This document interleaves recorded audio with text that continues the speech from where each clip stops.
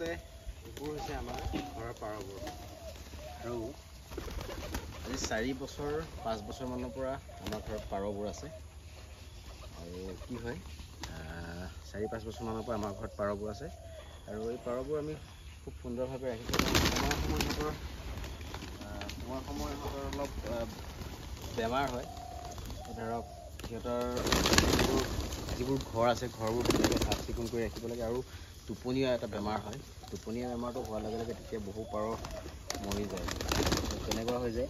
তাৰপিছত কি হয় বহু পাৰ যেতিয়া মৰি যায় সমস্যা হয়। গতিকে তাৰ কাৰণে নিউৰোকাইন হিট প্লাছ বুলি এটা মেডিচিন পোৱা যায়, ফাৰ্মাচীত পোৱা যায়। এই মেডিচিনটো খোৱালেও আচলতে ভাল আছে। আমাৰ ঘৰত পাৰ যথেষ্টখিনি পাৰ আছে। পাৰখিনি আৰু এইটো ধুনীয়াকৈ সিহঁতক ৰখাৰ ব্যৱস্থা কৰা হৈছে। এই ঘৰটোতে সম্পূৰ্ণ ধুনীয়াকৈ ৰখাৰ ব্যৱস্থা ইহঁতক কৰি লোৱা হৈছে আৰু তেনেকুৱা আছে গোটেই পাৰখিনি। সেইখিনি পাৰখিনি মটৰমাহ দি আছে, বুট মটৰমাহ সৰিয়হ সেইবোৰ প্ৰিয় খাদ্যটো সৰিয়হ হয়। সৰিয়হ আমাৰ লগত এটা একদম বিৰাট ভয় নকৰে, মানে ভয় নকৰা হৈ আছে। সেইখিনি পুহিব পাৰে, এইটো পাৰ পুহিলে আচলতে ভাল। আমি পাৰ পুহিছোঁহে, আজিলৈকে খোৱা নাই বাৰু, নাখাওঁ, পাৰটো খাই পোৱা নাই। কিন্তু ধুনীয়াকৈ ৰাখিছোঁ, ঘৰ চৰবোৰ ধুনীয়াকৈ বনাই দিছোঁ। এইটো ঘৰত আছে পাৰ, এইটো ঘৰতো আছে। মই এটা পাৰ ঘৰ সৰুকৈ দেখাই দি আছোঁ কেনেকুৱাকৈ বনাইছোঁ আমি।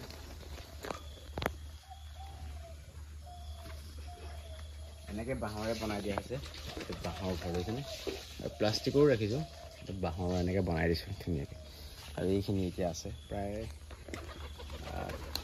35-40যোৰমান আছে এতিয়া ডাঙৰ পাৰ। সৰুটোতো আছে বাৰু, পোৱালিবোৰ আছে তেনেকুৱা। আৰু তাৰে আপুনিও পুহিব পাৰে, ভাল সিহঁতৰ এনেকৈ পুহিব পাৰে।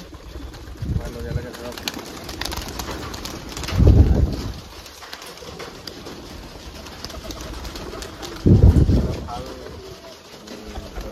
ভাল লাগে, পৰিৱেশটো ভাল লাগে। লগতে আমাৰ পাৰৰ পৰা বহুখিনি উপকাৰিতা আছে। ধৰক এই বতাহটো লগাৰ লগে লগে মানুহে কয় যে অলপ ঠাণ্ডা বতাহ, এই বতাহটো বহুত ঠাণ্ডা বতাহ, সেইটো ভাল শৰীৰৰ কাৰণে। তেনেকৈ কৰিব পাৰে, ধুনীয়া। প্ৰথম আনিছিলোঁ মাত্ৰ এযোৰ পাৰ, এযোৰ পাৰৰ পৰা গৈ এতিয়া ইমান পাৰ হৈ গৈছে। এযোৰৰ পৰা ইমান হৈছে আমাৰ।